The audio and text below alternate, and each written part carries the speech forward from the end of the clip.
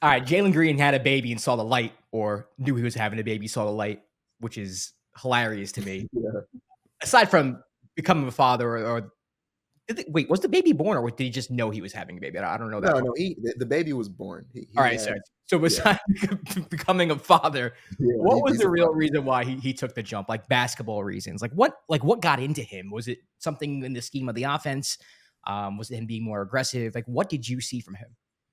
I think it was two things. Well, maybe, I guess maybe three.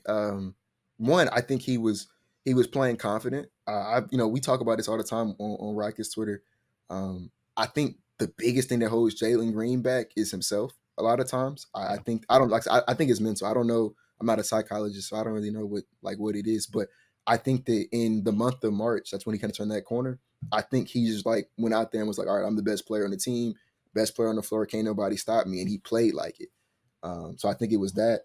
I think he also, and please forgive me, Rockets fans, he hit an unsustainable high amount of threes. I looked it up like the other day. I think he made like 41% of his threes on like 10 attempts, like Bro, he some was hitting step back, like, yeah, some off the ungodly triple, number. crazy, like, Like, crazy shots. Yeah. and like I said, with all due respect, he probably will never be able to do that, or like at least not for any like full season. Like if he's like he's Steph Curry if he can do that like that for a full season. You know what Right. I'm saying? So like that was it was the fact that he started hitting like an unsustainably high amount of threes, and then I think that this is the one thing that like I said, I don't think we play better without Shingun, but I do think that one thing that did change when Shingun wasn't there was that now Amin Thompson was starting, Mm, and I think Jalen because you'll see it a lot of times when you watch him play, especially like as the season, his from his rookie season to where he's right now. When he first got here, transition, he would just take off and run, and then he realized, oh, no one's running with me, no one's throwing the ball because can't nobody keep up with him, right? Or yeah. nobody has the ability to throw the outlet pass to him. And so now when he has a men with him, now he has someone who is also trying to get out in transition with him. They were able to have a little 2 man game on the break. And the men is also somebody who like he has like the Kevin Love, Lonzo Ball thing where he'll just throw a full court pass to you. Yeah. And so I think having that guy in the starting lineup kind of helped Jalen get out in transition. So he's able to rack up a bunch of easy points that way, get his confidence going.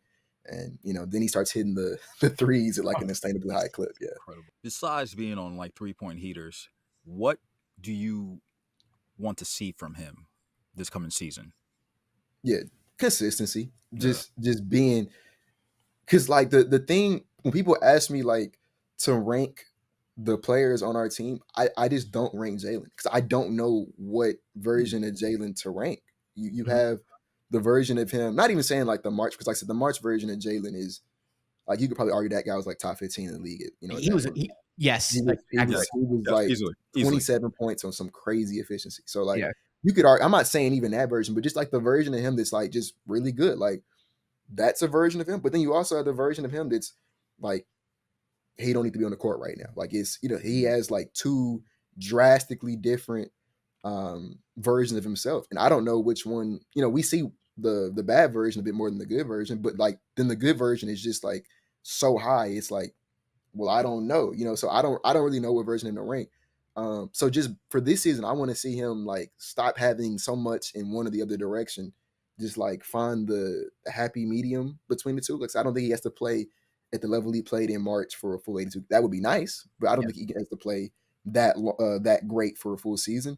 But just find some like healthy approximation between the two, and then like be consistent at that instead of going back and forth the whole season. And that's what I want to see from him. I think if he do that, I mean, I have no problem giving him an extension this summer and keeping it moving. So obviously he's going to share the court with Sengun because they're the two best players in my opinion. I know you said you don't rank him, but I think Yeah, the I consensus. mean, at his best, he's Yeah. Yeah. arguably the best. So like, I agree. I get Yeah. what you're saying.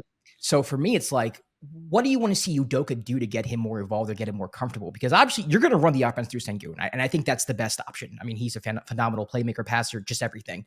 But maybe secondary sets, maybe other things that Udoka hasn't done, or maybe something that you learned watching Jalen go off. Is there something that you think Udoka should put into the system to help Jalen be more consistent? The frustrating part with Jalen struggling last year is I kind of think we did that already. Like that, so that Mm, that's what made it so frustrating for me because like I think that he had everything that he needed to succeed. I'm not gonna say that the offense was ran exclusively through him or just catered exclusively for him, but like how many guys in the NBA have that anyways? Like you have to be Jokic, Embiid, Luka to get the kind of treatment anyway. So like, I think the roster was designed for him to be the best guard. I don't think we wanted Fred to play as much as Fred did last year, to have as much use as Fred did. I think they wanted to see him and Jalen kind of share responsibilities on the ball. And then we realized, oh, we really can't do that because Jalen isn't ready for that responsibility. And so I think that they had rotations last year where like Jalen was supposed to be the primary ball handler. It was like him and a bunch of shooters and defenders. So like it was literally designed for you to have the ball in your hands and be good. And then he wasn't good at it. And so I like, for me, it's just, I think he already has the opportunity. I think he has the things in place to be successful. I think it's just on him now to take advantage of it.